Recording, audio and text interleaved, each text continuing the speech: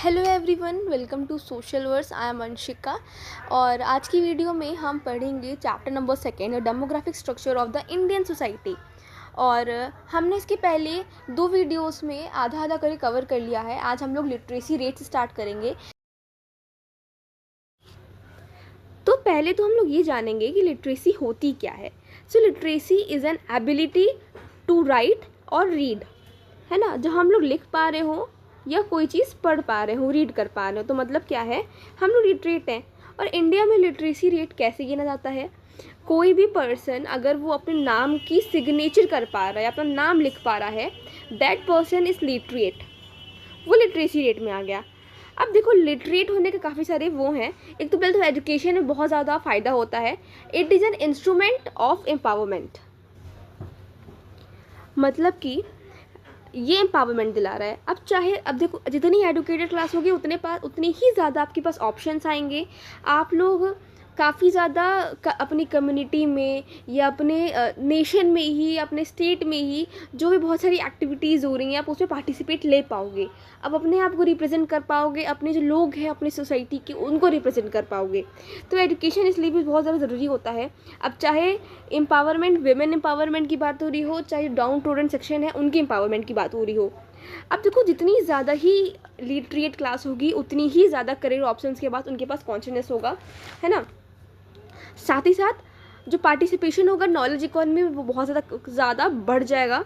साथ ही साथ लिटरेसी हम लोग को हेल्थ अवेयरनेस लाती है और हम लोग अपने कम्युनिटी के वेलबींग के लिए बहुत ही ज़्यादा पार्टिसिपेट कर सकते हैं। एंड ऑलमोस्ट हाँ, और लिटरेसी रेट लगभग बहुत इम्प्रूव हुई है after independence. Almost 2/3 of our population इस टाइम पे लिटरेट है। देखो, लिटरेसी रेट काफ़ी तेज़ी से बढ़ तो रही है। अब देखो, जैसे नीचे आके देखो टेबल में, यहाँ पे ईयर दे रखा है, ठीक है। एज अ पर्सन धीरे धीरे लिटरेसी रेट कैसे ऊपर जा रही है ना। पहले 18.3 थी 1951 में, 1961 में 28.3। अगर यहाँ पे हम लोग फीमेल लिटरेसी रेट की बात करते हैं, देखो 8.9, 15.4। तो धीरे धीरे क्या हो रहा है, फीमेल की लिटरेसी रेट ही बढ़ रही है, मतलब कि विमेन एम्पावरमेंट हमें देखने को मिल रहा है। और मेल फीमेल गैप अगर देखोगे बहुत ही ज़्यादा है। ये स्टार्टिंग से ही बहुत ज़्यादा गैप रहा है। देखो, पहले 18.3, 25.1, 24.0, 21.7, ये एंड में लिटरेसी रेट गैप इतना आ रहा है।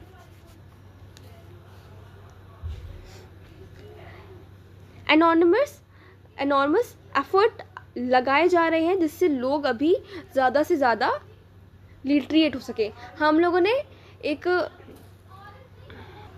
टॉपिक पढ़ा था जो था डेमोग्राफिक डिविडेंड करके, जिसमें लोग लिटरेट तो हैं, लोग यंग भी हैं, बट हम लोग के पास जो फ़ायदा हो रहा है, जो एडवांटेज हो रहा है, उसे हम लोग अच्छे से यूटिलाइज़ नहीं कर पा रहे हैं। तो इससे यहाँ कोई रिलेशन नहीं है, बट हाँ। अब देखो, जो लिटरेसी है वो बहुत ही वैरी करती है, gender to gender, regions to region, social group to group vary करती है। जेंडर यानी कि यहाँ पे देख लो, मेल ज़्यादा पढ़े लिखे हैं, फीमेल कम है। रीजन ज़्यादा वैरी कर रही है। केरल में देखो 100% लिटरेसी रेट आ चुका है। कहाँ पे? केरला में 100%। सोशल ग्रुप की बात करो, आप लोग ग्रुप्स को बांट लो यार, रिजर्वेशंस के अकॉर्डिंग देख लो, कम्युनिटी के अकॉर्डिंग देख लो। कुछ कम्युनिटी बहुत पढ़ी लिखी है, कुछ अब पढ़ लिख रही है, कुछ रिजर्वेशंस की वजह से पढ़ पा रही हैं, बहुत सारे चीज़ें हैं। अब यहाँ पे विमेन का देखो, देख के दे रखा है 22% है, मेन से 22% कम है। हाउ एवर फीमेल लिटरेसी जो बढ़ भी रही है, but still as comparison to men, male literacy हमेशा कम ही रही है। अब देखो, लिटरेसी वेरी करती है सोशल ग्रुप टू ग्रुप, है ना। जो हिस्टोरिकली डिसएडवांटेज ग्रुप है, जैसे एससी हो गए, एसटीज हो गए, इनकी लिटरेसी रेट हमेशा कम ही रही है। और इनके ही ग्रुप में विमेन की लिटरेसी रेट की बात की जाए, वो और भी कम रही है। रीजनल लिटरेसी रेट देखने को मिल रहा है, जैसे कि स्टेट लाइक यूपी हो गए, बिहार हो गए, they are still lagging far behind. और केरल हमेशा यूनिवर्स लिटरेसी रेट पे स्टार्टिंग से रहा है। और जो इनइक्वालिटीज़ हमें देखने को मिल रही है लिटरेसी रेट में, और ये इंपॉर्टेंट है क्योंकि ये इनइक्वालिटीज़ पैदा करती है क्रॉस जनरेशन्स।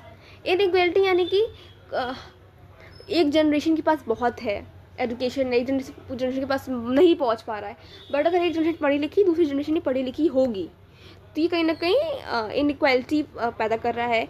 और जो इलिटरेट पेरेंट्स हैं उनको डिसएडवांटेज देखने को मिलता है कि उनके बच्चे पढ़े लिखे निकलें। मोस्ट ऑफ द लोग पढ़ाते भी हैं काफ़ी तरीके से, और अब तो चीज़ें चेंज हो रही है।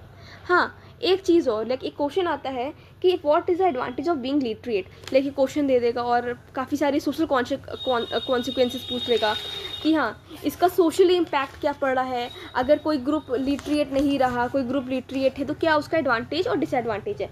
अगर हम इसकी एडवांटेज की बात करते हैं तो देखो, सबसे पहला तो हम लोग ऊपर की चीज़ें लिख सकते हैं यहाँ पे कि ग्रेटर कॉन्शियसनेस होगा करियर ऑप्शंस का, है ना, नॉलेज इकॉनमी में पार्टिसिपेशन होगा, हेल्थ अवेयरनेस होगी, कम्युनिटी में पार्टिसिपेट ले पाएंगे, है ना, यूथ का ज़्यादा पार्टिसिपेशन होगा, डेमोग्राफिक डिविडेंड को अच्छे से हम लोग यूज़ कर पाएंगे, यूटिलाइज कर पाएंगे किसको, है ना। जैसे कि पहला पॉइंट हम लोग लिख सकते हैं अनएम्प्लॉयमेंट का, ठीक है। पहला तो अनएम्प्लॉयमेंट बहुत कम हो जाएगी। मैं इसके नोट्स आपको उसमें आपको आगे इसमें पेस्ट में कर दूंगी, आपको मे भी दिख भी रहे होंगे वो नोट्स, ठीक है। दूसरा आता है करियर ऑप्शंस में ज़्यादा से ज़्यादा कॉन्शियसनेस होंगे, है ना, और साथ ही साथ ये हमारी इकॉनमी बूस्ट करेगा by the participation of more and more youth. लोगों के पास ज़्यादा इकोनॉमिक ग्रोथ और टेक्नोलॉजी के नॉलेज होंगे, जिससे हम लोग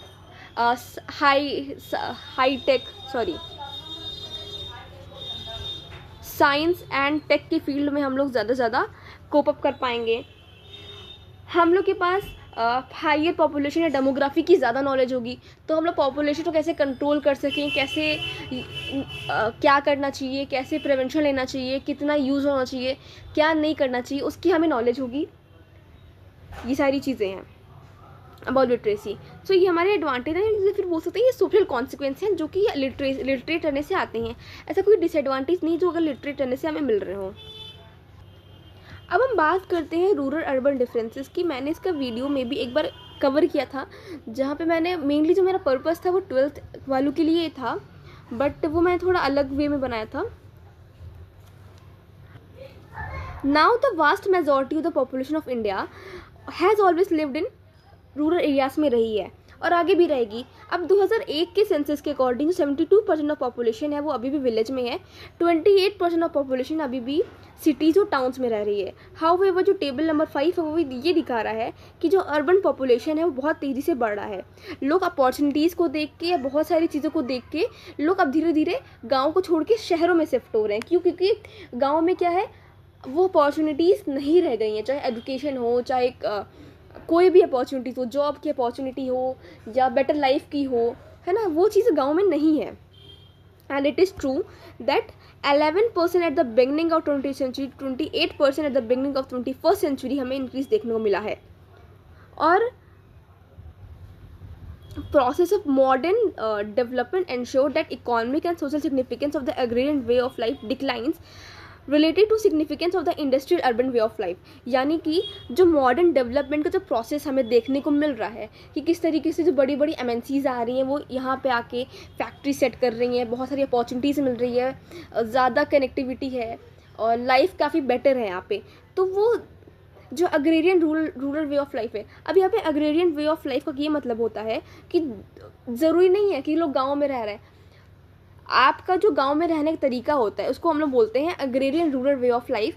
वो लाइफ को काफ़ी ज़्यादा डिक्लाइन हो रही है, जहाँ पे लोग industrial urban way of life को ज़्यादा से ज़्यादा मोटिवेट कर रहे हैं।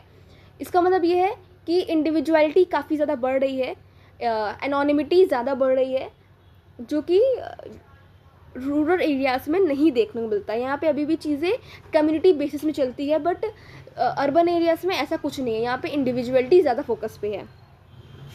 अब यहाँ पे पॉपुलेशन के बारे में दे रखा है किस तरीके से पॉपुलेशन डिक्लाइन हो रहा है। अब यहाँ पे क्वेश्चन आता है कि किस तरीके से पॉपुलेशन डिक्लाइन हो रहा है, क्यों हो रहा है, और अर्बन एरियाज़ में क्यों इतना वो है, या फिर रूरल एरियाज़ में का कल्चर क्यों इतना डिक्लाइन होने को दिख रहा है। अगर देखो पहले तो agriculture is use to be the far the largest contributor to the country's total economic production में सबसे ज़्यादा किसका कंट्रीब्यूशन आता है? एग्रीकल्चर का, यानी कि खेती बाड़ी इसको बोलते हैं।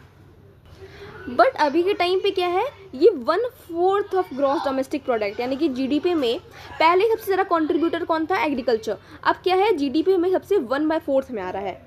While the majority of our people live in rural areas and में, अब देखो सबसे ज़्यादा लोग कहाँ रह रहे हैं, रूरल एरियाज़ में रह रहे हैं।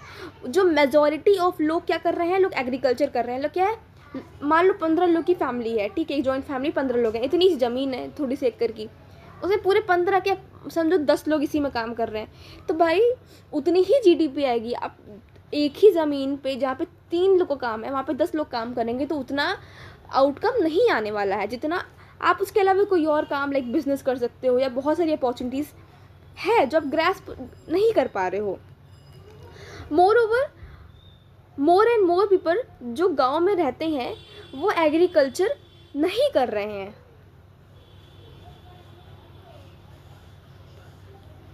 अभी थोड़ा रूरल एरियाज़ के बारे में दिखा के रखा हुआ है ना।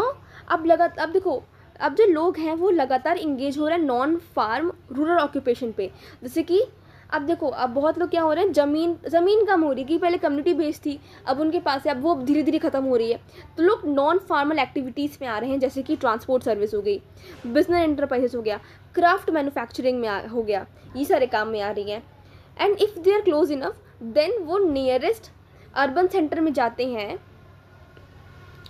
काम के लिए, वाइल अपने गांव में रहते हैं बट डेली ट्रेवल करते हैं आसपास के गांव में अपने रोज़गार के लिए, अपने ऑक्यूपेशन के लिए, या फिर वो लोग क्या कर रहे हैं वहाँ पे कुछ चीज़ें बेच रहे हैं। तो ये सारी नॉन फार्मल एक्टिविटीज़ हो गई या फिर नॉन फार्मल ऑक्यूपेशन हो गया जो गाँव के लोग कर रहे हैं, वो सिर्फ और सिर्फ एग्रीकल्चर पर डिपेंडेंट नहीं है। अब क्या है, अब देखो कैसे धीरे धीरे चेंज आ रहा है ना। पहला तो देखो एक एलपीजी वाला जो था वो हम लोगों ने 10th में पढ़ा हुआ है पूरा, ठीक है, एलपीजी के ऊपर। फिर ग्लोबलाइजेशन एक प्रोसेस है, ठीक है, नई नई इंडस्ट्रीज़ आ रही हैं, वो नई नई जगह पे देख रही हैं, शहरों में आ रही हैं, ठीक है, इसलिए ज़्यादा अपॉर्चुनिटीज़ हो रही है, ज़्यादा एम्प्लॉयमेंट क्रिएट हो रहा है। तो ये एक तो रीज़न है ही। साथ में जो mass media and communication channels हैं वो क्या दिखा रही है, अर्बन लाइफस्टाइल के बारे में दिखा रही है कि किस तरीके से वो रहते हैं रूरल एरियाज़ में, क्या कंज्यूम करते हैं।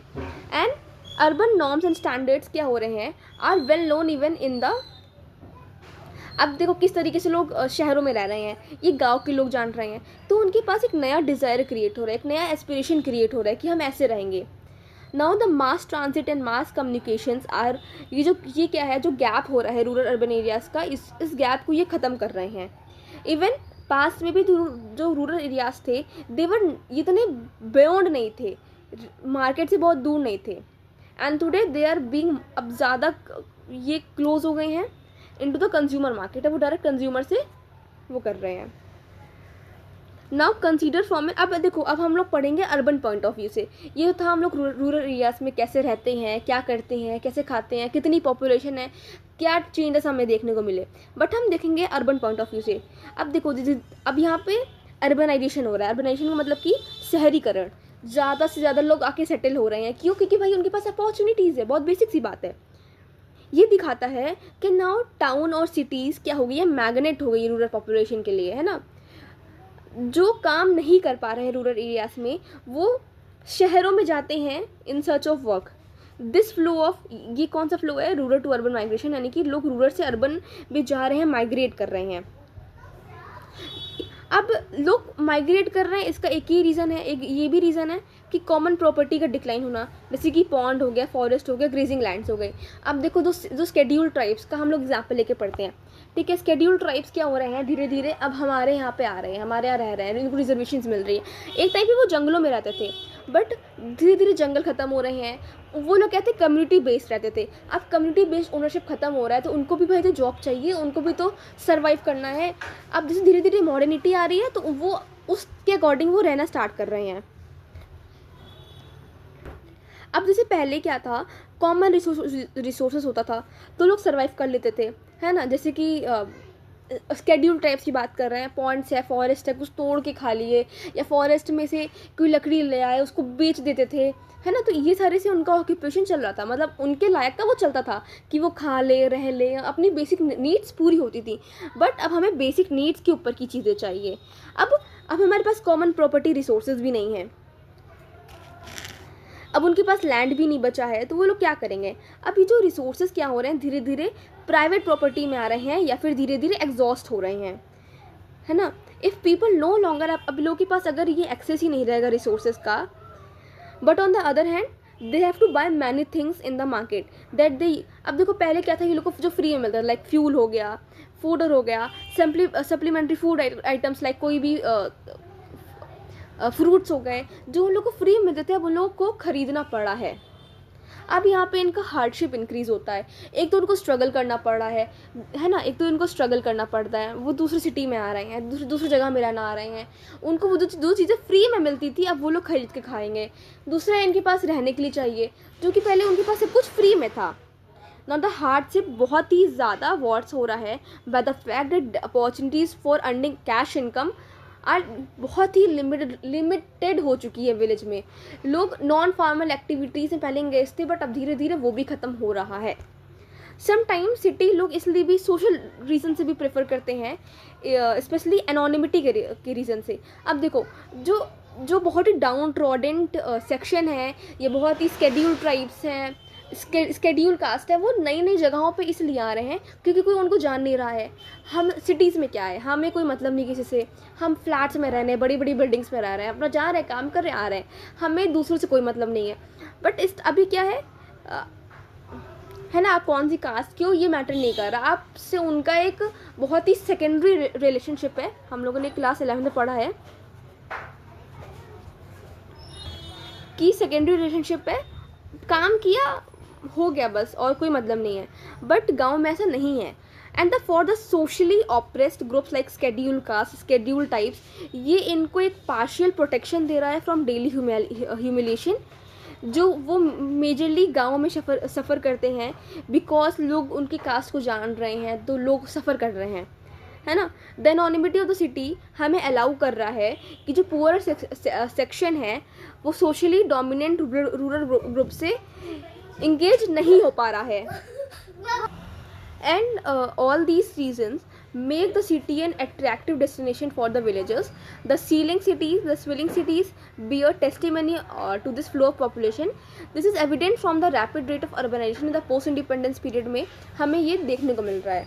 अब while urbanization has been occurring at a rapid pace, it is the biggest cities, the metropolises that have been growing the fastest, है ना।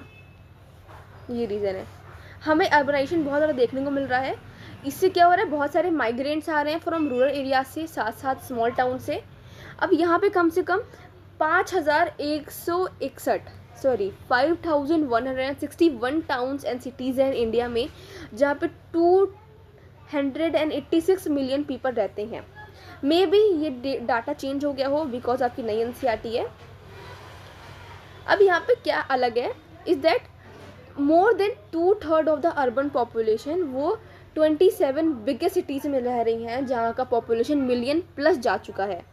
Clearly the largest cities in India are growing at such a rapid rate that the urban infrastructure can hardly keep place, है ना। With the mass media primary focus on the cities पे हैं, the public face is becoming a more and more urban rather than rural. लोग ज़्यादातर urbans पे focus कर रहे हैं। Yet in terms of political power dynamic in country में rural areas अभी भी डिसिसिव फोर्स है, यानी कि मोस्टली जो वोट्स वगैरह आ रहे हैं वो रूरल एरिया से ज़्यादा आ रहे हैं। ओके, तो अब डिस्कस करते हैं पॉपुलेशन पॉलिसी इन इंडिया। अब देखो, हम लोगों ने इस चैप्टर के एकदम आखिरी वाले पॉइंट पे हैं, आखिरी टॉपिक पे हैं। अब तक हम लोगों ने जो भी चीज़ें देखी, हम लोगों ने क्या क्या देखा। देखो, हम लोगों ने लिटरेसी रेट के बारे में देखा, अर्बन रूरल डिफरेंसेस देखा कि क्यों पॉपुलेशन कहाँ ज़्यादा है, कितनी ज़्यादा हो रही है, क्यों ज़्यादा हो रही है, सेक्स रेशियो क्यों डिक्लाइन हो रहा है, कितने एज के कितने लोग हैं, डेमोग्राफिक डिविडेंड क्या है, ये सारा ही डेमोग्राफी से रिलेटेड है। बट धीरे धीरे क्या हो रहा है, जैसे जैसे आपका पॉपुलेशन बढ़ेगी वैसे वैसे क्या होगा, आपका नेशन पे बहुत ही ज़्यादा इफेक्ट पड़ेगा। अब चाहे वो डेवलपमेंटल प्रोस्पेक्ट हो नेशन का, चाहे हेल्थ हो, ये सारा कहीं ना कहीं बहुत ही क्रूशल एक इफ़ेक्ट डालेगा हमारे इंडिया पे। जितनी ज़्यादा पॉपुलेशन होगी उतनी ज़्यादा ही दिक्कत होगी बहुत चीज़ों ग्रैस्प करने की, है ना। बहुत ही कम नेगेटिव पॉपुलेशन भी नहीं होनी चाहिए, तो बहुत सारी चीज़ें मैटर करती है। And this is particularly true for developing countries, जो चैलेंजेस फेस करती हैं इस चीज़ को लेके। And it is highly surprising that India has had an official population policy. India एक ऐसी कंट्री है जिसके पास पॉपुलेशन पॉलिसी है, और इंडिया 1952 में पहली बार ये पॉपुलेशन पॉलिसी लगाई गई थी। अब देखो, पॉपुलेशन पॉलिसी लगाने का ये तरीका, ये रीज़न था कि पॉपुलेशन बहुत ही ज़्यादा तेज़ी से बढ़ रहा था, उसको कंट्रोल करने के लिए। अब देखो, कॉमन सी बात है, हम लोगों ने डेमोग्राफिक डिविडेंड में पढ़ा हुआ है कि पॉपुलेशन कोई भी बहुत तेज़ी से बढ़ेगा तो वो वैसे ही धीरे धीरे कम भी होगा ना। अब उसको कंट्रोल करने के लिए गवर्नमेंट को सही रूल लाने चाहिए, सही पॉलिसीज़ लानी चाहिए। अभी जो पॉलिसी आई थी वो इंदिरा गांधी जी के रूल के अंदर, मतलब उनके टाइम पे आई थी, और इन्होंने बहुत सारी ऐसी चीज़ें करी थी जो बहुत ही फोर्सफुली थी। देखते हैं क्या। अभी जो पॉपुलेशन पॉलिसी थी इसका नाम था नेशनल फैमिली प्लानिंग प्रोग्राम। तो इनका मेन ऑब्जेक्टिव ये था कि ये जो पैटर्न ऑफ पॉपुलेशन है या जिस तरीके से रेट है उसको सोशली डिज़ायरेबल डायरेक्शन में लाया जा सके। ये बहुत ही अर्ली डेज में जो मोस्ट इम्पॉर्टेंट ऑब्जेक्टिव था, स्टार्टिंग में ऑब्जेक्टिव ये था कि भाई पॉपुलेशन ग्रोथ को बाय बर्थ, ठीक है, बर्थ कंट्रोल मेथड से, बर्थ कंट्रोल मेथड यानी कि कॉन्ट्रासेप्टिव्स वगैरह यूज़ के लिए कोई भी तरीका हो गया, उससे कंट्रोल कर सकें, ठीक है। पब्लिक स्टैंडर्ड, हेल्थ स्टैंडर्ड को इम्प्रूव किया जा सके, पब्लिक अवेयरनेस बढ़ाया जा सके about population and health issues, कि इफ़ ज़्यादा से ज़्यादा लगातार मतलब बेबीज़ होंगे या फिर होगा जो भी होगा, विमेन पे कैसे इफेक्ट होगा, है ना। पॉपुलेशन बढ़ेगा तो आप लोग इकोनॉमिकली भी बहुत ही ज़्यादा सफ़र करोगे। And over the past half centuries और सो इंडिया बहुत मतलब सिग्निफिकेंट अचीवमेंट अचीव कर चुका है, which have been seen in national socio demographic goals for 2010, इसमें दिया हुआ है और इसमें भी। अब now the family planning programme here suffered a setback during the years of the national emergency. अब नेशनल इमरजेंसी के टाइम पे ये जो पॉलिसी लाई गई थी वो सफ़र करी थी, जहाँ पे अब देखो क्या हुआ था, ये इमरजेंसी का टाइम था। अब जितने भी नॉर्मल पार्लियामेंट्री या लीगल जो प्रोसीजर थे उसको सस्पेंड कर दिया गया एंड स्पेशल लॉ ला दिया गया था, जहाँ पे, है ना, मतलब देखो बिना पार्लियामेंट के फोर्स हुए ये लॉस ला दिए गए। And during this time the government try to intensify the effort to bring down the growth rate of population by introducing a coercive program of mass sterilization, यानी कि forcefully sterilization कराया जा रहा था, जहाँ पे medical process like for men which is vasectomy and for women which is tubectomy, which prevent conception and childbirth. So like vast members of mostly poor and powerless people थे, उनको forcefully sterilize करा दिया गया और forcefully near by office workers के द्वारा या school teachers के द्वारा उनको फोर्सफुली किया जा रहा था। And there was a wide spread popular opposition to this programme. और अब देखो इमरजेंसी का टाइम था तो लोग कुछ कर नहीं सकते थे, तो काफ़ी सारे लोग अपोज किए इस चीज़ को। अब जब इमरजेंसी अबेंडेंट हुई, नई गवर्नमेंट आई, तो इस पॉलिसी को काफ़ी रिन्यू किया गया, जिसका नाम दिया गया the national family planning programme, को रीनेम करके लाया गया national family welfare programme after the emergency. और जहाँ पे कोरिजिव मैथड्स या फोर्सफुली मैथड्स यूज़ नहीं किए जा रहे थे, ना the programme now has a broad based set of socio demographic objective लाया गया, अ सेट ऑफ बहुत सारे गाइडलाइंस लाए गए थे as part of the national policy of the year 2000 and which is summarised in box 2.5, है ना। And now the history of India's national family welfare program हमें ये दिखाता है that while the state can do a lot to try and create the condition for demographic change, most demographic variables are ultimately matters of economic, social and cultural change. अब देखो, हमने demographic जो theory है उससे हमने पढ़ा कि कोई भी कंट्री है, अब कोई भी सोसाइटी है, कोई भी कंट्री है, वो एक टाइम पे अपने ही अकॉर्डिंग, मतलब अपने ही तरीके से वो धीरे धीरे कम होगा, डेमोग्राफिक चेंजेस आएंगे। आप चाहे जितना ही फोर्सफुली कर लो, ये अल्टीमेटली इकोनॉमिक, सोशल और कल्चरल चेंजेस का मैटर है। ये बहुत लोग के बिलीफ होते हैं, तो वो चैलेंज नहीं कर सकता है कोई भी।